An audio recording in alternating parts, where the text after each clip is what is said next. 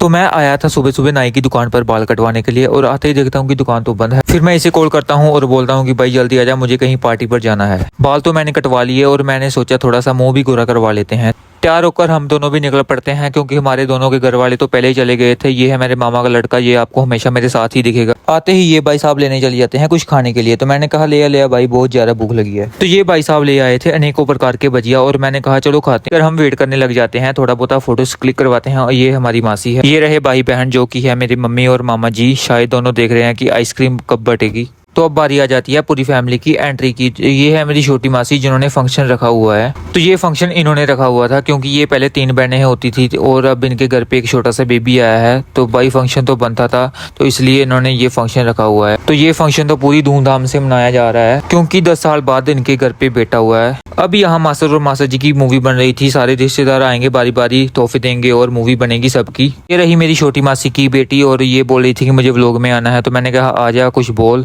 तो बोल नहीं रही। अब सारे रिश्तेदार आ गए थे और फोटो खिंचवा रहे थे और तोहफे वगैरह दे रहे थे सभी। अब बारी आ जाती है नाचने कूदने की। तो सभी लोग नाच रहे थे। मुझे बिल्कुल भी नाचना नहीं आता था और मैं ऐसे ही थोड़ा बहुत हिलजुल रहा था कि सबको लगे कि ये नाच रहा है।